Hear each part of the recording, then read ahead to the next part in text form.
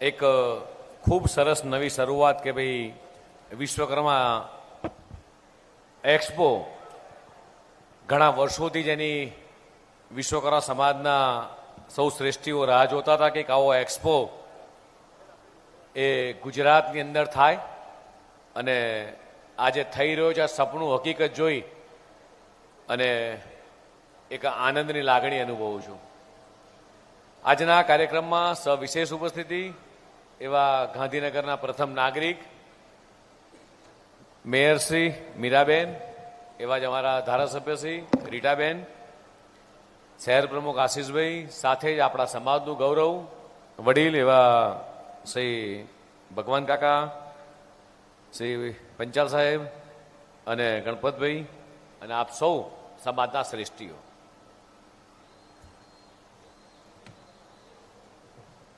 હું એમ પૂછું, અહીંયા તમામ એન્જિનિયરિંગના લોકો છે, હું પૂછું કે એન્જિનિયરિંગમાં મેઝરમેન્ટમાં સૌથી મોટું એકમ કયું? આપણે ફૂટ પટ્ટીલ માપીએ જયેશભાઈ, તો સૌથી મોટું કયું કહેવાય એન્જિનિયરિંગ ડાયામીટર માપવા માટે? ડાયામીટર માપવો હોય તો સૌથી મોટું મેઝરમેન્ટ કયું? એમ મીટર. અને નાનામાં નાનું થાવ. એટલે 1 ઇંચના થાવ કેટલા? 1000 થાય. એટલે આ થાવના ભાગમાં આપણે ભેગા થયા છીએ. સમજણ પડે શું કહેવા માંગુ છું? જયેશભાઈ, ભાવિન, આપણે મીટરમાં પણ ના મપાઈએ, કિલોમીટરમાં પણ ના મપાઈએ, એટલો બધો જ્યારે વ્યાપ છે ત્યારે માત્ર થાવના મેઝરમેન્ટની અંદર ભેગા થયા છીએ.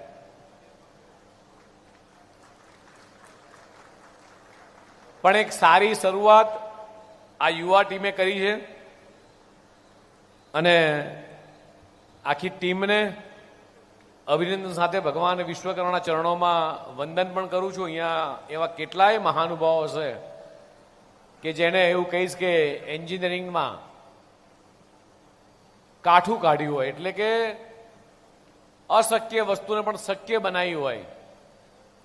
ભગવાન વિશ્વકર્માએ સૃષ્ટિનું સર્જન તો કરી નાખ્યું,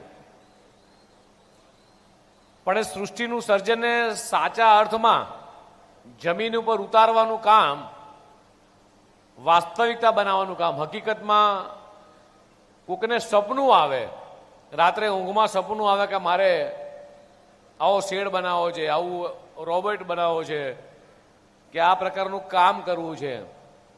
અને સામાન્ય નાના કારખાનાની અંદર એક સામાન્ય કદાચ નાનામાં નાનું કામ કરતો વિશ્વકર્માનો દીકરો એ પોતાની તમામ વસ્તુ પોતાના મગજથી, એની બુદ્ધિ ક્ષમતાથી,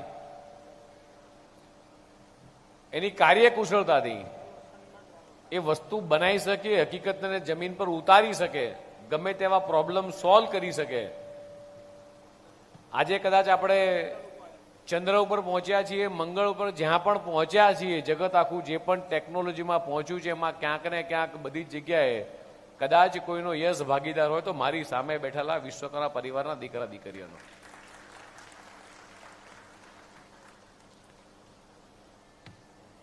ભગવાન વિશ્વકર્માની પૂજા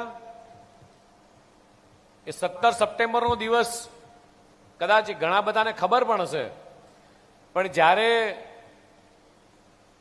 અંગ્રેજ શાસનની અંદર હાવરાનો બ્રિજ બનાવવાનો તો દિવસે, જ્યારે ખાતમુહૂર્તનો જે દિવસ હતો, એટલે અંગ્રેજોએ નક્કી કર્યું કે આ દિવસે 17 સપ્ટેમ્બરે હાવરા બ્રિજનું ખાતમુહૂર્ત કરવું છે. અને ત્યારે કોઈ કદાચ કારીગર ત્યાં આવવા તૈયાર નહોતા. અને ત્યારે એ અંગ્રેજ ઓફિસરે પૂછ્યું કે આજે બ્રિજનું કામ ચાલુ કરવું છે, કોઈ કામ કરવા વાળું નથી એમ. અને ત્યારે કદાચ એ વખતના કોઈ બુદ્ધિજીવી વ્યક્તિએ કીધું છે કે આજે અમાસનો દિવસ છે, એટલે ટૂંકમાં 17 સપ્ટેમ્બર છે આજે, અને વિશ્વકર્મા ભગવાનની પૂજા થશે તો જ આ કારીગરો કામે આવશે એમ. અને આ ચોપડીમાં વાંચેલી વાત કહું છું, હકીકત તો મેં નથી જોઈ, પણ હું ભગવાન કાકા હોય કે એબી પંચાલ હોય કે રમેશભાઈ, જેટલા પણ લોકો કદાચ આ વિશ્વકર્મા પૂજાનો દિવસ આખા દેશની અંદર 17 સપ્ટેમ્બર પૂજાય છે અને આપણે બધા અમાસ મનાવીએ છીએ. જે રીતે માનનીય મોદી સાહેબનો જન્મદિવસ 17 સપ્ટેમ્બર છે, એવી જ રીતે 17 સપ્ટેમ્બર આખા દેશની અંદર વિશ્વકર્મા પૂજા મનાય છે.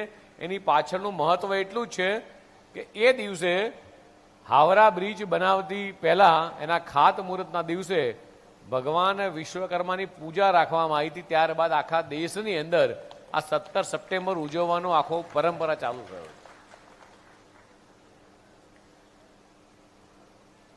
એન્જિનિયરિંગ જેટલું અહીંયા મારી સામે બેઠેલા લોકોએ જોયું છે એટલું કદાચ મેં નહીં જોયું હોય, પણ મને એટલી ચોક્કસ ખબર છે કે જે પોડિયમ પરથી હું બોલી રહ્યો છું, જે માઇકથી મારી સામે છે,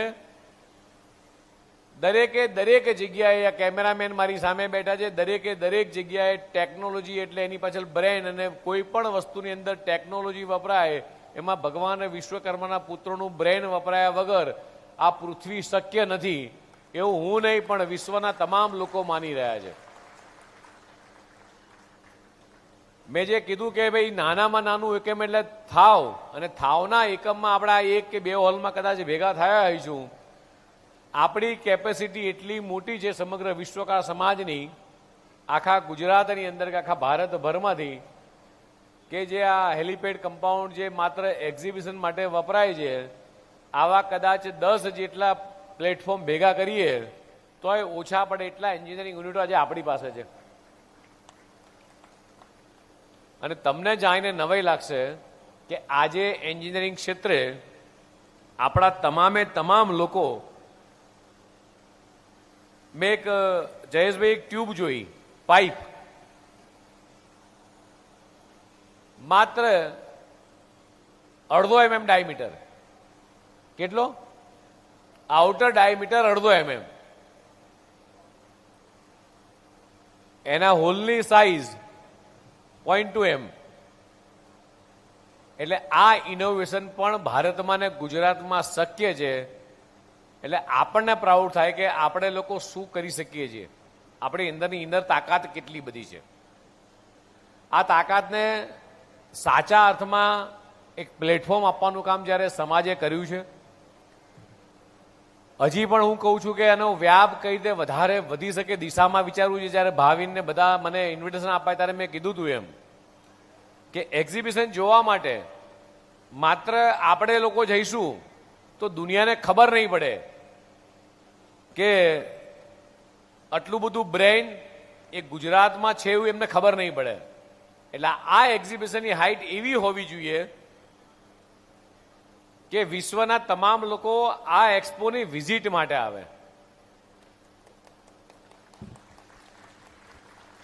કદાચ મારી વાત અત્યારે નહીં સમજાય તો 2 વર્ષ પછી સમજાશે, 5 વર્ષ પછી સમજાશે. આ એક્ઝિબિશનની હાઇટ એટલે આ પ્લેટફોર્મની ઊંચાઈની વાત નથી કરતો, પણ વિશ્વની અંદર જેટલી પણ ટેકનોલોજીવાળી પ્રોડક્ટો બની રહી છે, જે મેન્યુફેક્ચરરો છે, એને થવું જોઈએ કે વિશ્વકર્મા એક્સપો એ જવું એક પ્રાઉડની વાત છે, અને એની અંદર પાર્ટિસિપેટ થવું એ પ્રાઉડની વાત છે. એ પ્રકારેનું એક્ઝિબિશન થાય મિત્રો, તો જ વિશ્વકર્મા પુત્રોની સાચા અર્થમાં કદર થાય. અને એ બધું જ ટેલેન્ટ આપણી પાસે પડ્યું છે. હમણાં જ ભગવાન કાકા જે પેલા કેતનબીની વાત કરતા હતા, આખા વિશ્વમાં જે 10 કંપનીઓ હોય જે મરીન ઇન્ડસ્ટ્રીઝમાં, એમાંની વિશ્વની એ કંપનીમાં એક કેતનબેની કંપનીનું નામ આવે છે. એવા ઘણા બધા લોકો અહીંયા હશે. એટલે દરેક ફિલ્ડમાં આપણે લોકો આપણું પોતાનું વજૂદ ઊભું કરી શકીએ એ પ્રકારેની કેપેસિટી આપણા બધાની અંદર છે. હું આખી ટીમને એવું કહીશ કે માનનીય મોદી સરકાર, માનનીય ભૂપેન્દ્રભાઈ પટેલની સરકાર, ભારતીય જનતા પાર્ટીની સરકાર એ ઇન્ડસ્ટ્રીઝ માટે ઘણું બધું કરી રહી છે. હમણાં જ તમે જોયું હશે કે જે રીતે સેમિકન્ડક્ટર મિશન જે ચાલી રહ્યું છે, જે ક્યારેય સપના જેવું હતું કે સેમિકન્ડક્ટર ભારતમાં કે ગુજરાતમાં કે અમદાવાદમાં બને, સાણંદમાં બને, એ સપનું હતું. એમ એ માનનીય દેશના યશસ્વી પ્રધાનમંત્રી માનનીય મોદી સાહેબના પ્રયત્નોથી ગુજરાત સરકારના પ્રયત્નોથી મિત્રો સફળ થયું છે અને સેમિકન્ડક્ટર પોલિસી જેમ લોન્ચ થઈ, આખા દેશની અંદર એક ગુજરાત એક પહેલું એવું રાજ્ય છે જ્યાં અલગ અલગ ઇન્ડસ્ટ્રીઝના સેગમેન્ટ વાઇઝ 19 પ્રકારની પોલિસી છે. મને ઘણા બધા મિત્રો આમંત્રણ આપવા માટે આવે છે, જયેશભાઈ, એબી પંચાલ સાહેબ, ત્યારે સમૂહ લગ્નમાં આવજો એવું કહે છે, મેળાવડામાં આવજો, વિશ્વકર્મા પૂજા છે એમાં આવજો એવું કહેવા આવે છે. પણ મને આનંદ ત્યારે થશે કે એન્જિનિયરિંગ ઇન્ડસ્ટ્રીઝના લોકો એવું કહેવા માટે આવે કે સાહેબ અમારી આ ઇન્ડસ્ટ્રીઝ માટેની આ પોલિસી લઈ આવો તો કદાચ અમારી આ વિશ્વકર્માના દીકરા દીકરીઓ માટે વધારે અથવા કંઈક ટેકનોલોજી અમારે વિકસાવી છે, કંઈક રિસર્ચ સેન્ટર બનાવવું છે, એ પ્રકારની વાત લઈ અને કદાચ કોઈક આવશે તો એના માટે મારા પહેલા પ્રયત્ન છે. અત્યારે ધારો કે ટેક્સટાઇલ પોલિસી હોય, સેમિકન્ડક્ટર પોલિસી હોય, એટલી બધી 19 કરતાં વધારે પ્રકારની પોલિસી છે, ઓટોમોબાઈલ પોલિસી હોય. તો મને એમ થાય કે આપણી ઇન્ડસ્ટ્રીઝ માટે આ એન્જિનિયરિંગના વ્યવસાયને વધારે સારી રીતે ડીપલી આપણે સ્ટ્રેન્થન કઈ રીતે કરી શકીએ. અને જો એ દિશામાં આપણે નહીં વિચારીએ આજે, તો આવનારા 25, 50 કે 100 વર્ષની અંદર આપણી અંદર જે સ્માર્ટનેસ છે, જે સ્કિલ્ડ છે, એ સ્કિલ્ડ અહીંયા જેટલા પણ લોકો બેઠા છે, જેટલા પણ ઇન્ડસ્ટ્રીઝના મિત્રો બેઠા છે, જેટલા ઉદ્યોગપતિ મિત્રો બેઠા છે, એ પોતે ચોક્કસ અંદર ફીલ કરતા હશે ગણપતભાઈ કે તમારી અંદર જે સ્કિલ હતી, એટલે ધારો કે મારા બાપુજીમાં જે સ્કિલ હતી એ કદાચ મારામાં થોડા ઓછી આવી હશે, મારા પછીની મારી નેક્સ્ટ જનરેશનમાં સ્કિલ ઓછી આવશે.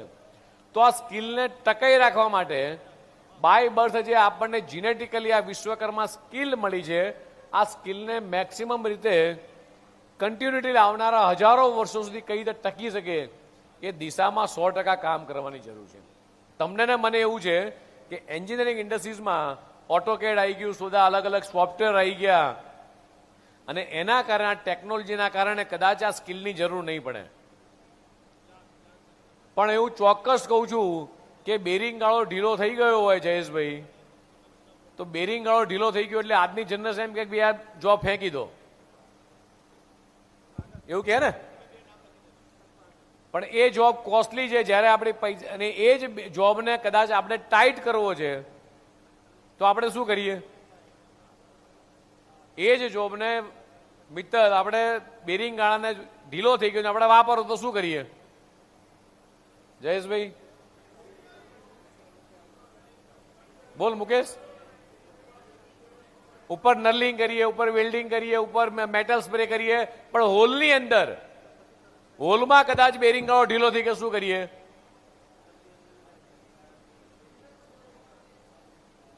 શાફ્ટિંગનો ડાયામીટર નહીં, હોલોની અંદર મારે બેરિંગ ફિટ કરવી છે અને બેરિંગ ગાળો લૂઝ થઈ ગયો છે.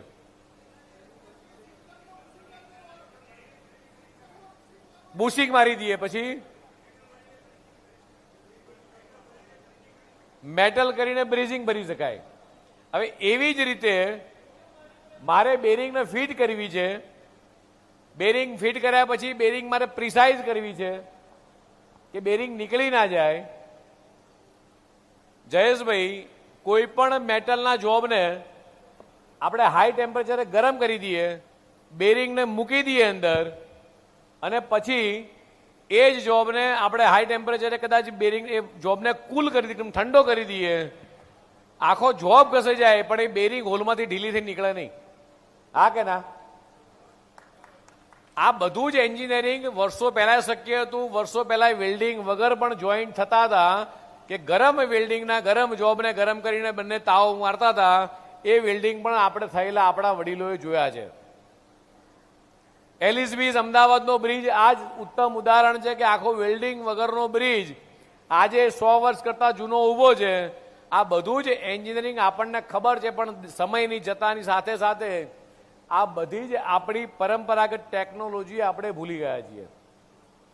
એટલે આને રિવાઇવ કરવા માટે મારી આ એન્જિનિયરિંગ એક્સપોના લોકોને વિનંતી છે, જેટલા વડીલો છે એને વિનંતી છે કે આપણી જે જૂની ટેકનોલોજી હતી એની જો ડિક્શનરી બની શકે કે માત્ર ને માત્ર જૂના પહેલાના સમયની અંદર કઈ રીતે આપણે જોબને રિફાઇન કરતા હતા, કઈ રીતે જોબ બનાવતા હતા જયેશભાઈ, કદાચ આજે એવું લાગશે કે સાહેબ ટેકનોલોજીના જમાનાની અંદર આ વસ્તુની જરૂર નથી, પણ હું આજે એવું માનું છું કે આ ટેકનોલોજીના જમાનાની અંદર એ વસ્તુની ખૂબ જરૂર છે. મને બરોબર હજી યાદ છે કે જ્યારે મારી પોતાની કંપનીમાં મારે 36નો બીમ વાપરવાનો હતો અને 36ના બીમની મારે ક્રેન બનાવવાની હતી અને 36નો આઈ બીમ જ્યારે અવેલેબલ નહોતો ત્યારે 18ના આઈ બીમને વચ્ચેથી સક્કરબારું કાપી અને કટ કરી જયેશભાઈ અને ક્રોસ સેક્શન કરી અને 36નો બીમ બનાવ્યો હતો. 18ના આઈ બીમમાંથી 36નો બીમ એ વખતે બનાવ્યો હતો.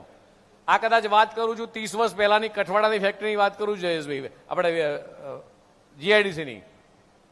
એટલે પરિકલ્પના કરો તમે કે 18નું આઈ બીમ માંથી 36નો આઈ બીમ કરવાનો ને એ જ આઈ બીમને ક્રોસ સેક્શનમાં કટ કરી. હવે આજના લોકોને તમારે એન્જિનિયરને પૂછો તો કે ના 36નો બીમ નથી, જોબ નહીં બને કે. કદાચ ઘણા બધા લોકોને આ વાત નહીં પણ ગમે. કદાચ એમને થશે કે સાહેબ એક્સપોનું ઓપનિંગ કરવા આવ્યા છે કે એન્જિનિયરિંગ સમજાવવા આવ્યા છે. અહીંયા અમે બધા એન્જિનિયરના ખેરખા બેઠા છીએ. વિષય એટલો જ છે કે એન્જિનિયરિંગને જીવતું રાખવું હશે, આપણી સ્કિલને જીવતી રાખવી હશે તો આપણે બધાએ એન્જિનિયરિંગની ડિક્શનરી બનાવવી પડશે. અને જેટલા પણ મહાનુભાવો અહીંયા બેઠા છે એમને મારી વિનંતી છે કે જે રીતે ઇન્ડસ્ટ્રીયલ ગ્રોથ વધી રહ્યો છે, જે રીતે દેશના યશસ્વી પ્રધાનમંત્રી માનનીય મોદી સાહેબે જ્યારે દેશ આઝાદ થયો ત્યારે માત્ર 2 પ્રકારની ઇકોનોમી હતી, માત્ર 2 પ્રકારની, એક એગ્રીકલ્ચર અને એક એન્જિનિયરિંગ. એન્જિનિયરિંગની શરૂઆત હતી. જ્યારે આજે ઇન્ડસ્ટ્રીયલ ઇકોનોમી, રૂરલ ઇકોનોમી, તમને એમ લાગે સાહેબ રૂરલ ઇકોનોમી એટલે શું, પણ જે ખેડૂતો કામ કરી રહ્યા છે, જે સેવા સહકારી મંડળી કામ કરી રહી છે, તમને નવે લાગશે. ઘણી બધી માતાઓ બહેનો બેઠી છે, એ કદાચ બહેનો એમ કહેશે સાહેબ ને ગાય કે ભેંસ દોતા ના આવડે, અમે તો સારામાં સારું કામ કરીએ. અમારા નરેશભાઈના ઘરના પણ વાઈફ, એમના ભાઈના આનંદભાઈના વાઈફે એક સ્ટોલ કર્યો છે. એટલે કે અમે આવું એજ્યુકેશનનું આવું સારું કામ કરીએ. પાટણ, બનાસકાંઠા, મહેસાણા, સાબરકાંઠાની બહેનો વર્ષે 2-2.5 કરોડ રૂપિયાનું દૂધ ભરાવે છે. કેટલું? 2.5 કરોડ રૂપિયાનું દૂધનું ટર્નઓવર છે. એક બેનની વાત કરું છું, આવી રીતે અસંખ્ય છે. માત્ર દૂધનું ટર્નઓવર ગુજરાતમાં 1 લાખ કરોડનું છે. કેટલું? 1 લાખ કરોડનું. એટલે આ રૂરલ ઇકોનોમી આજે સૌથી ઇમ્પોર્ટન્ટ પાર્ટ છે. મેડિકલ ઇકોનોમી જે લેવલે દેશનું ગ્રોથ વધ્યો છે, આજે મેડિકલ ટુરિઝમ એ દેશમાં ને ગુજરાતમાં, તમને મિત્રો સેગમેન્ટ બતાવી રહ્યો છું કે કયા સેગમેન્ટમાં ફોકસ કરી શકાય. ભારતમાં કેટલા ઇમર્જિંગ સેક્ટર છે, એન્જિનિયરિંગમાં પણ કેટલા ફિલ્ડ છે. ડિજિટલ ઇકોનોમી આજે વિશ્વની અંદર સૌથી વધારે યુપીઆઈ ટ્રાન્ઝેક્શન એ થતું હોય તો ભારતમાં થઈ રહ્યું છે, એ ડિજિટલ ઇકોનોમી.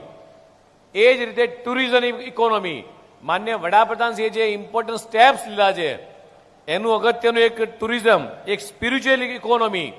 એક નાનો એક્ઝામ્પલ આપીશ. કાશી વિશ્વનાથ કે ઉજ્જૈનની અંદર હું 40 દિવસ વચમાં ઉજ્જૈનમાં 2 વર્ષ પહેલા રોકાયો ત્યારે કોરિડોર બની ગયો હતો. કોરિડોર બનતા પહેલા જ્યારે ત્યાંના દુકાનના વેપારીઓને પૂછ્યું કે રોજના કેટલા કસ્ટમર અહીંયા આવતા હતા, તો રોજના કેટલા લોકો તમારા દર્શન કરવા આવતા હતા, ત્યારે એમનો આંકડો હતો કે સાહેબ રોજના 10 થી 15,000 લોકો.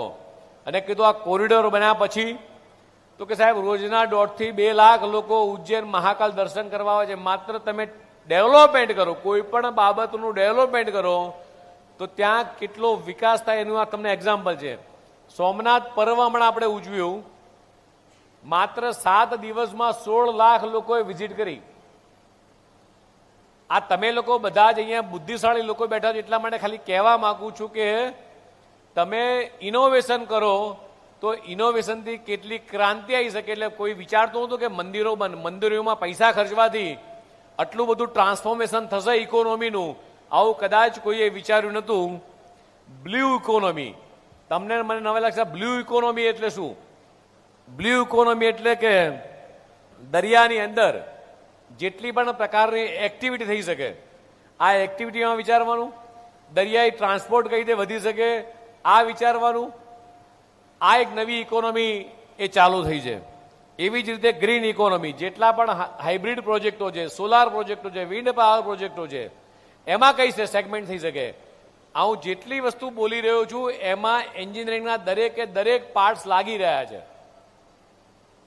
એવી જ રીતે ઓરેન્જ ઇકોનોમી એટલે જે તમે સોશિયલ મીડિયાનો જમાનો જુઓ છો, જેટલા પણ અત્યારે આ ડિજિટલ જોઈ રહ્યા છો, જેટલી એનિમેશન મૂવી જોઈ રહ્યા છો, એમાં પણ મિત્રો એની પણ સ્પેશિયલ કોર્સ આવે છે. એટલે કેટલી પ્રકારે કેટલા સેગમેન્ટ છે, આ સેગમેન્ટમાં તમે ડિવાઈડ કરો ત્યારે તમને ખ્યાલ આવે કે વિશ્વ ક્યાં પહોંચ્યું છે. માત્ર 4 ફૂટનો લેથ હોય, 8નું સેન્ટર હોય, વનિયર ને માઇક્રોમીટર ને ફૂટપટ્ટીમાંથી જો બહાર નહીં નીકળીએ તો કદાચ આપણે લોકો વર્ષે કેટલું લોચરું પડ્યું ગણપતભાઈ, અને દિવાળીએ લોચરું વેચ્યા પછી સંતોષ માની જેવો સંતોષ મનાશે. મારી વાત કદાચ બરોબર સમજાતી હશે વડીલોને. નવી જનરેશનને પણ એવું કહીશ કે આજે સેગમેન્ટ કીધા, દરેકે દરેક સેગમેન્ટની અંદર એ મિત્રો ઇન્ડસ્ટ્રીઝ ગ્રોથ થઈ શકે દિશામાં કામ કરવું જોઈએ. ભાવિનને પણ એવું કહીશ કે આ જેટલી પણ ઇન્ડસ્ટ્રીઝમાં આ એક્સપો કર્યો છે, આનાથી વધારે એક્સપો ઓનલાઈનના પ્લેટફોર્મથી આપણે આવનારા દિવસોમાં, આવનારા 1 વર્ષમાં કઈ રીતે વધારે લોકોને એનરોલમેન્ટ કરી અને જે ઇન્ડસ્ટ્રીઝને આપણી ઇન્ડસ્ટ્રીઝની જરૂર પડે છે એ દિશામાં કઈ રીતે વિચારી શકીએ, એમાં પણ ચોક્કસ વિચારવું જોઈએ. એવા કેટલાય દિગ્ગજો છે અહીંયા મારી સામે કે જેમણે એન્જિનિયરિંગને આખું નવું રૂપ આપ્યું છે. કદાચ વાત કરવા જવું તો કદાચ સાંજ પડે એટલી બધી સક્સેસ સ્ટોરી આપણા સમાજની છે. પણ વધારે સમય નહીં લેતા એવું ચોક્કસ કહીશ મિત્રો કે સમાજને આ પ્રકારના એક્સપો કરવા માટે સરકાર પોતે પણ ઇન્ડસ્ટ્રીયલ એક્સપો કરવા માટે પૈસા આપતી હોય છે. વિદેશમાં જવા માટે, ત્યાં પાર્ટિસિપેટ થવા માટે પણ સરકાર પૈસા આપતી હોય છે. ધારો કે વિશ્વકર્મા આ એક્સપો થઈ રહ્યો છે, બિઝનેસ એક્સપો, તો આ એક્સપોઝ કરવા માટે સરકાર બેનિફિટ આપતી હોય છે કે મેક્સિમમ લોકો આનો પાર્ટિસિપેટ થાય. આવનારા દિવસોની અંદર હજી આનાથી વધારે લાર્જ સ્કેલમાં લોકો પાર્ટિસિપેટ થાય, પણ સાથે સાથે એ પાર્ટિસિપેટમાં વિઝિટર્સ કોણ હોય, તો જેટલી પણ ગુજરાતની ટોપ 500 કંપનીઝ છે, આખા ભારતની 500 કંપનીઝ છે, એવા લોકોને ઇન્વાઇટ કરવા જોઈએ, જેથી કરીને એ લોકો અને આપણા બંને વચ્ચેનું એક B2B મોડલ એટલે બિઝનેસ મોડલ ડેવલપ કરી શકીએ. માત્ર વિશ્વકર્મા પરિવારના સદસ્યો જ આ એક્ઝિબિશનની વિઝિટ કરશે તો જે બેનિફિટ આપણે સમાજને લેવો છે એ બેનિફિટ નહીં લઈ શકીએ. એટલે મારી વિનંતી છે કે જેટલા પણ પાર્ટિસિપેટ છે એ પોતાના વેન્ડરોને અને બધાને મુક્ત મને અહીંયા આગળ વિઝિટ કરવાનો આગ્રહ રાખે. ધારો કે જયેશભાઈના જેટલા કસ્ટમર છે, જયેશભાઈને એમ થાય કે મારા તો ટેક્સટાઇલવાળા છે, જયેશભાઈને બીજું એવું થાય કે મારા SS ઇન્ડસ્ટ્રીઝનો કોઈ સેગમેન્ટ નથી, પણ જેટલા પણ એક્સપોના અહીંયા સ્ટોલ લાગ્યા હશે અને બહારની ઇન્ડસ્ટ્રીઝવાળાને બોલાવીશું, અલગ અલગ મોટી ઇન્ડસ્ટ્રીને ઇન્વાઇટ કરીશું, ઇન્ડસ્ટ્રીઝ ડિપાર્ટમેન્ટને કહીશું કે અમે આ પ્રકારનો યુનિક એન્જિનિયરિંગ એક્સપો રાખ્યો છે અને આની અંદર હાઈલી ક્વોલિફાઈડ ટેકનિકલ લોકો વિઝિટ કરવા માટે આવે, ડિફેન્સવાળા આવે, સ્પેસ ઇન્ડસ્ટ્રીઝ આવે, અને એ ઇન્ડસ્ટ્રીઝને જે સેગમેન્ટમાં એ પ્રકારનું જો પ્લેટફોર્મ ઊભું કરીશું તો આવનારા દિવસોની અંદર આપણે બધા જ લોકો આપણી ઇન્ડસ્ટ્રીઝનો મિત્રો ગ્રોથ જઈ શકીશું. વડોદરાની અંદર જેમ આપણે પ્લેન બનાવીએ છીએ, અત્યારે હજીરા L&T એ પોતે ટેન્ક બનાવી રહી છે. અત્યારે ડિફેન્સ ક્ષેત્રે આપણે એક્સપોર્ટ કરતા થયા છીએ, તો ડિફેન્સના ઓફિસરોને અહીંયા કેમ ના બોલાવીએ, સ્પેસ ઇન્ડસ્ટ્રીઝના ઓફિસરોને અહીંયા કેમ ના બોલાવીએ અને એ લોકોને પ્રૂવ કરીએ કે અમારી પાસે આ પ્રકારની ફેસિલિટીઝ છે. જેટલા પણ CNC મશીન છે આખા ગુજરાતમાં, જેટલા પણ લેઝર મશીન છે, જેટલા પણ હાઈટેક મશીનો છે, જેટલી ટેકનોલોજી છે, એનું પણ જો લિસ્ટિંગ કરીશું તો આપણે બધાને સરખા ભાગે એ સારામાં સારું કામ આપી શકીશું. એ દિશામાં મિત્રો આપણે આગળ વધી શકીશું. પણ આ પ્રયાસ એ ખૂબ સારો પ્રયાસ છે. ફરીથી આખી વિશ્વકર્મા ટીમને એ લાખ લાખ અભિનંદન આપવાનું મન થાય છે. મારી પાસે સમયની મર્યાદા છે. છેલ્લા 15 દિવસથી રાત્રે 4 વાગે સુવાનું થયું છે. કાલે રાતે પણ લગભગ 4-4:30 ઘરે પહોંચ્યો હતો. પણ ભાવિનનો આગ્રહ હતો કે સાહેબ એક વખત 5 મિનિટ માટે પણ આવો. ફરીથી આપ સૌને, પાર્ટિસિપેટને, અહીંયા આવેલા તમામ લોકોને ખૂબ દિલથી અભિનંદન પાઠવું છું. સાથે સાથે આના કરતાં પણ મોટો એક્સપો અને વિઝિટર્સ, વધુને વધુ વિઝિટર્સ લાભ લે એ જ શુભકામનાઓ. ભારત માતા કી જય. વંદે માતરમ.